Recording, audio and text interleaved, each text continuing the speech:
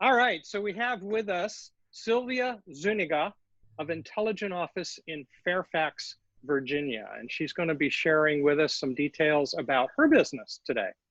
All right, so let's get started. Silvia, can you tell me a little bit about your business? Absolutely. So Intelligent Office was founded in 1995 by Ralph Gregory in Colorado. He was looking for a professional office space in which to meet, and he didn't like the solutions that were on the marketplace at the time. So he started Intelligent Office and opened several locations in the Colorado area, and then after a few years started franchising. There are about 70 locations across the US, another 20 in Canada, and I'm the owner of the Fairfax location. We opened our doors December 2008 and have about 10 years left on our lease. Okay, so you've been in business since 2008? Cool. Correct. Very good, very good. So who do you serve best? Who's really your best kind of customer or your target market or target markets? That's a great question. So we have everything from physical office space available. We have cubicles available for rent.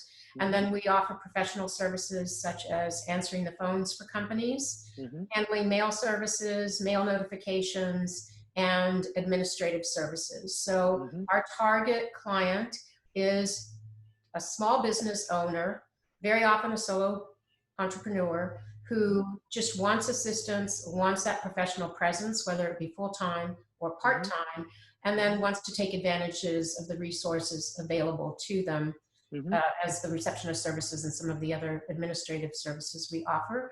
Our ideal clients are attorneys, executive coaches, CPAs, property management companies, and then we have a few trades, electricians, we've got a junk company, we've got a pest control company that we serve. What attracts a business to this kind of an environment? The biggest things that attract a business to this kind of environment are the flexibility that we offer. So with traditional office space, you typically have to sign a minimum of a 5-year lease if you're getting your own space. Our agreements are as short as 3 months. So we offer very flexible terms. And then we also offer a lot of flexibility in terms of upgrading and downsizing. So we've had people start with just mail services, upgrade to receptionist services, upgrade to an office, and then downgrade all the way back to mail services. Awesome. And so we're in a position to shrink and grow with you. Okay. And what makes you stand out with respect to a competitor? The biggest differentiator for us is our staff. I am very, very selective with the receptionists that I hire. I will typically go through 300 to 400 resumes to pick one receptionist. And my background's in education and technology, so I'm also very, very focused on training. And I provide very, very thorough training to ensure that the receptionists are comfortable in their position before they start answering anyone's phone or handling anyone's mail. And as a result, we make very few errors. Awesome, awesome, awesome. Given the recent conditions with COVID-19, what's been the impact on your business? That's a great question. We have done really well during COVID. We have lost a substantial amount of our meeting room business, naturally, but our full-time dedicated office clients have stayed with us, all but 1 or 2. Most of them are just working from home. And many of the other intelligent offices in the area elected to close and to just have someone come in and handle mail once or twice a week. And the receptionists are answering the phones from their home. We felt it was important to maintain our presence while being safe.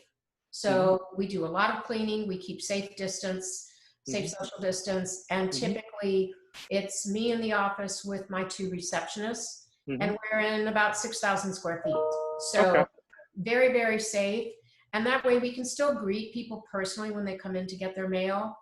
And we can still host some meetings. Our meetings started picking up last week. For example, on Friday, we had 6 meetings.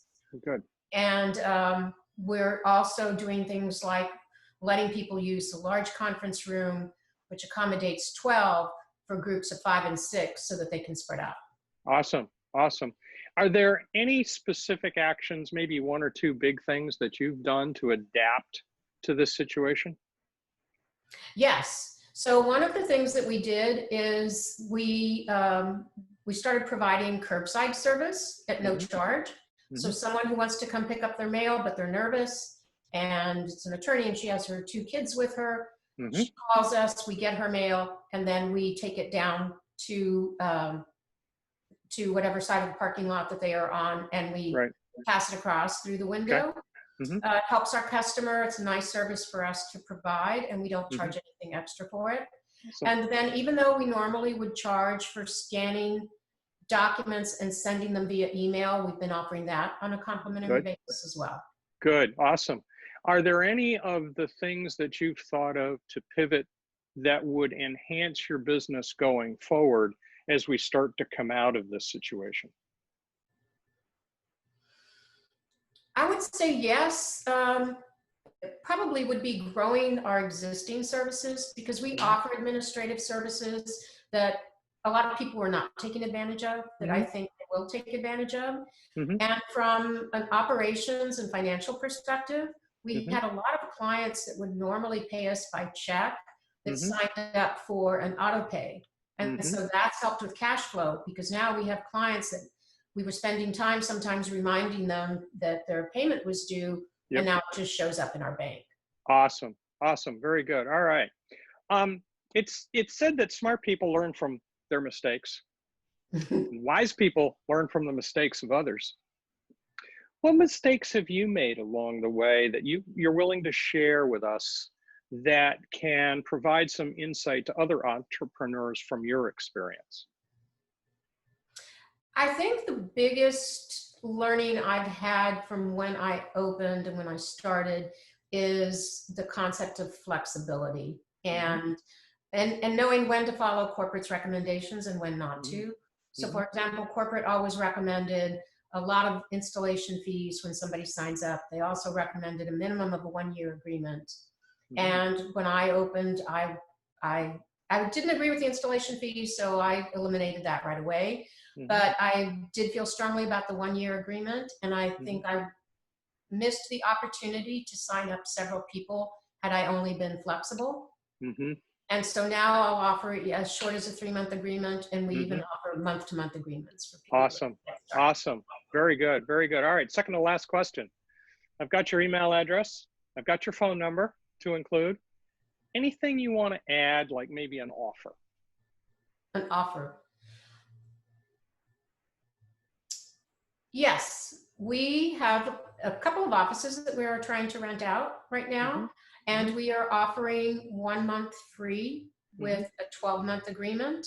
And what we do is we take that savings and spread it across the term. Awesome. So you still pay every month, but you have a lower amount, and then you have the option to renew, and you renew at the higher rate. All right. So 12 months for the price of 11, basically. Exactly. Awesome. Awesome. All right. Last question. Yes. Tell me what's inspiring you at this time. What's most inspiring? What's most inspiring to me at this time is my team, because when so many offices were closing down and when so many people were working from home, many of the other intelligent offices are now having trouble getting the receptionists to come back to work because they like working from home. They're afraid to come back to work. And that makes sense. I made sure that my receptionists were very comfortable and that they really wanted to be there. And they thank me once a week for the opportunity to continue to have a normal schedule, a normal routine, to have company, to be able to feel like they're providing value, and they're not, and they were afraid they might get laid off because our call volumes went so low. And I said, I don't care how low our call volumes are, you are going to keep your job. Awesome. Awesome. And having that relationship with them and having them follow my lead and want to be there with me has really inspired me. Fantastic. Fantastic. Okay, this has been Silvia Zuniga of Intelligent Office of Fairfax with us. And Silvia, thank you very much. Thank you, Steve. It was a pleasure. Awesome.